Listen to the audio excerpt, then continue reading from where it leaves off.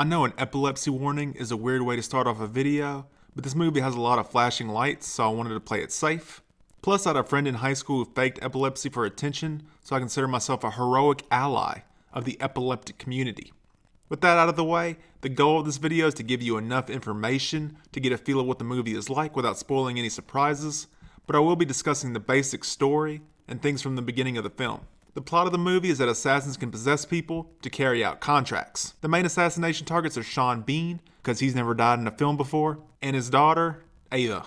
To accomplish this, our main character has taken over Ava's husband, Colin Tate, to nuke both her and Ned Stark. The first thing I love about the movie is that I was fully immersed the entire time. Every line fits, there's just enough scientific jargon to make the concept believable, and almost every scene is incredibly tense.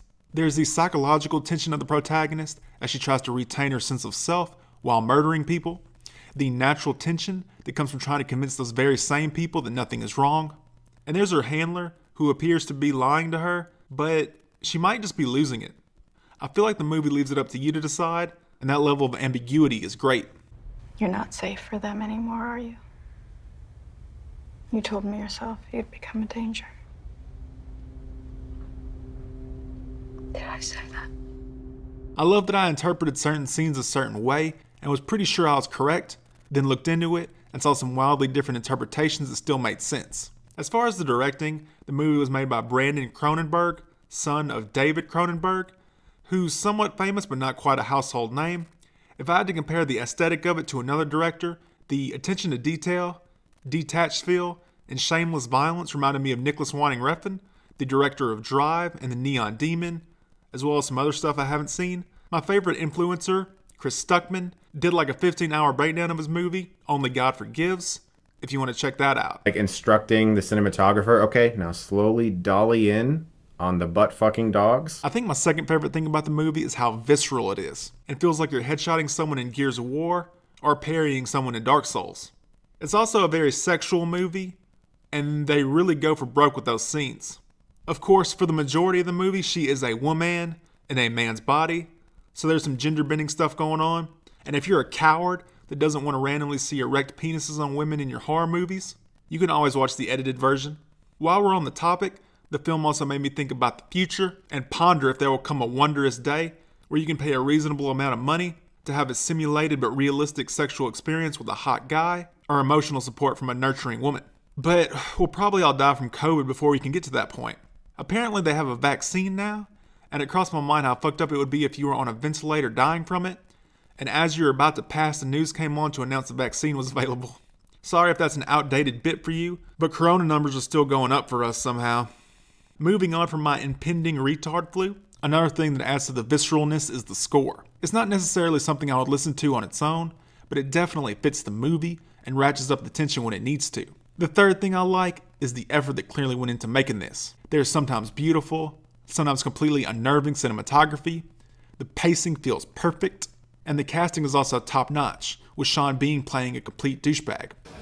Colin works for me now. Oh? Yes, I found him a job that hopefully isn't beyond his skill set. You managing to keep your head above water, Colin? I'm fine, thanks. Good, good. You let me know if it gets too difficult for you. Before we get to the negatives, I'd like to make some more comparisons to give you a better idea of what it's like. It reminds me of True Detective with the pacing and hallucinations. It makes me think of Evangelion with the psychological struggle. And it made me remember a script that Christopher Nolan wrote but never filmed called The Keys to the Street, with the movie feeling very dirty. My main complaint about the film is that I wish we had gotten more time with the protagonist's family, because I didn't care about them at all. I also wish we had gotten more from Colin Tate, the guy she possesses. His life is literally being stolen from him, so I think if he got more character development, it would push this film from being my favorite horror movie to maybe being one of my favorite movies. But to nitpick my own nitpicks, the pace of the movie as it is feels great, and I'm worried that if we spent more time with him or the family, the movie might drag. It's also very easy to say, I wish these characters had more development, but now that I've been writing my own script, I've kind of experienced just how difficult it can be to balance everything out between story, character, and world building. I am happy that I got it down to like 84 pages though. Anyway, if you've decided to watch the movie, you can get it through video on demand or download it for free other places. I'd also like to throw out some other recommendations you can watch on Netflix. The Promised Neverland, which I'd give a 9. Just finished season 3 of Better Call Saul, give it a 10. You, give both seasons a 9. Then the Netflix adaptation of Fedmeister's life story, Love Song, give it an 8. That's it for the spoiler-free section, but I do have some things that are very spoilery that I'd like to discuss, so if you haven't seen the movie, I will catch you on the next one. If you have, I'm going to play an unrelated clip, and we will get into spoilers. It's the Nissan Fuck You in the Ass event. Come on down at participating dealerships only. I'm gay, my wife left me. So the first thing I want to discuss is the handler. She says this: I'm too old for the machine. I can't take the strain. As time goes on, it's becoming increasingly important for me to find a replacement. But later in the movie, she enters the machine and takes over the protagonist's kid. So is she lying to the protagonist to manipulate her into taking her place? Or she can take the machine, but only for a short time.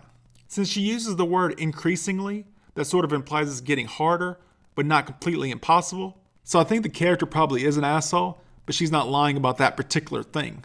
Or at least there isn't strong evidence that she is. In this scene, where Sean Bean gets out of the hospital, he's approached by our quote-unquote hero. A few people online were saying this was literal, and she was going back to finish the job sometime later, since Sean looks a bit healed up. However, I believe she is imagining this, since we see it while she is receiving the news that he survived. And I love the meta casting of having Sean Bean play a part where he clearly should have died, but does not. I saw someone on good old Reddit say that they weren't engaged with the plot in the second half, but I think the twist that the guy from work was in on it keeps things fresh. And of course, the twist that the handler was inside her son's body was also very cool. However, I almost think it would have been more powerful if it had just been her son. And maybe we could have seen some signs that he was capable of killing someone earlier in the movie. But I do think the handler used the situation to kill 2 birds with 1 stone and eliminate the one thing holding the protagonist back. Lastly, I really like how the movie establishes her character arc with only a few lines in the beginning, then a few lines in the end. This is also mine. I killed and mounted it one summer when I was a girl, and then I felt guilty about it. I still feel guilty about it. This is also mine. I killed and mounted it one summer when I was a little girl.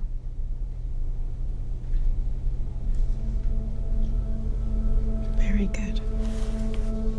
The imagery in the scenes where Colin and the protagonist were fighting for control are sort of basic most of the time, but this shot of Colin literally breaking your face really stuck with me. And that's pretty much it. Not at all sure what my next video will be. Like I said, I'm mostly working on my own script now and schoolwork, but I'll see you around. Bye. You see a black man with a white woman at the top floor, they gon' come to your King Kong. Middle America packed in. Can't see me in my black skin. Number one question they asking. Is it true, sir, that you have what's been described as an egg-shaped penis?